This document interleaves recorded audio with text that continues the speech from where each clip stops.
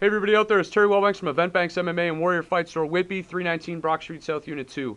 Today I just want to do a video on the whole situation with Jon Jones and just talk really briefly about my views on it and how I feel about what has happened and what it could potentially do to MMA. Now, Jon, this morning, for anybody that doesn't know, Jon Jones is the light heavyweight champion in the UFC. He's boasted an amazing record. He has he has no defeats except for one disqualification. The guy is an absolute animal, and he's probably the best light heavyweight ever, in my opinion, to compete in mixed martial arts. Now, what had happened, I guess, last night is that Jon went out and he did some partying or whatever it is that he did. He had a few too many drinks, and he decided that he was going to drive home. Now, on the way home, he crashed his vehicle, and he got arrested for DUI. Twitter, Facebook, all the MMA media sites, they're completely blowing up over this. Obviously it's news, and I get that it's news. But the thing that bothers me is that if this was football, if this was the NFL, or if this was the NHL, and somebody got arrested for DUI, it wouldn't make such big noise and such big news. And the whole thing behind this is that MMA, in my opinion, is a skyrocketing sport. It's growing every single day. It's getting bigger and bigger. And when things like this happen, it definitely, for the people that are tentative on MMA, because I hear every single day, well, I can't believe you watch that. I can't believe that you can take part or want to be involved in something where people just brutally beat each other up. And I always explain that that's not what the sport's about. I explain these guys are educated and they're good people, and there are so many great examples of athletes out there that do such great things. And it's really unfortunate that this had to happen. Now, the best part about this is that nobody was hurt. Jon walked away from this healthy in terms of his body, and that's what's mostly important, and nobody else was injured, and that's the biggest thing that you can really ask for. Drinking and driving, in my opinion, I don't drink, and the reason why, I'm not going to tell you why I don't drink, but if I did drink and I was going to drive, the only thing that would be going through my mind is, there could be a 2-year-old, a 3-year-old, there could be children in a car, and I could potentially hit that car and kill somebody, and then that would be on me for the rest of my life. And obviously, sometimes people get a little out of control and they do silly things. But the best part about this is that I think that Jon Jones can grow from this. This can be a huge wake-up call for him. He's a great guy. He's a good person.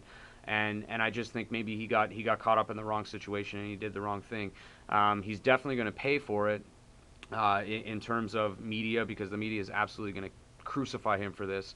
And so are a lot of MMA fans that already think that he thinks that he's too cocky and all those situations. But I can say that despite the fact that you may not like Jon Jones out of the cage, I can say that again, and the same thing I say about Fedor, I say about Nick Diaz.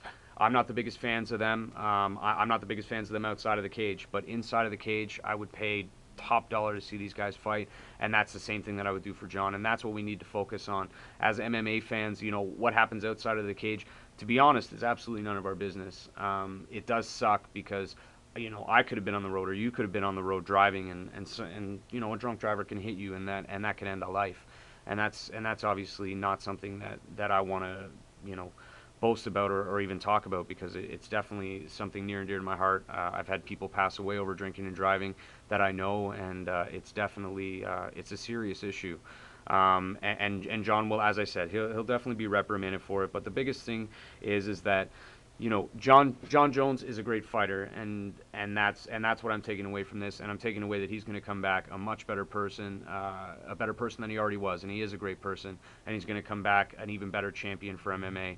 I know that sponsors are now going to want to step away. I know that the MMA media is just going to latch all over this and create whatever stories it is they want. Outside media is going to be even worse.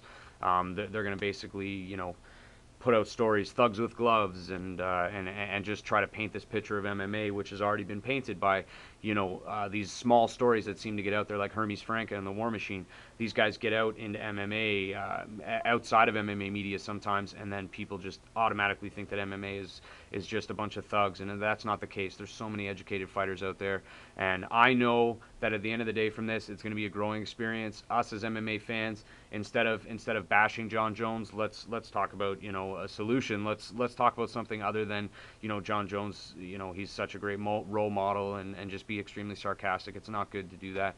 The MMA world does not need guys crashing Bentleys that are drunk. I understand that, and I'm obviously vocal for that. But the best thing that we can do is try to hope that Jon comes out of this better, and that us as MMA fans can somehow try to help MMA come out of this unscathed for the most part. Because if TMZ and CNN and all these news outlets are reporting this isn't good for us, and it's not good for the sport on a whole. So hopefully everybody can get behind. I'm not telling you to get behind Jon. I completely disagree with drinking and driving, but maybe we just instead of saying that, you know, being part of the problem, maybe we can help to be part of the solution as MMA fans.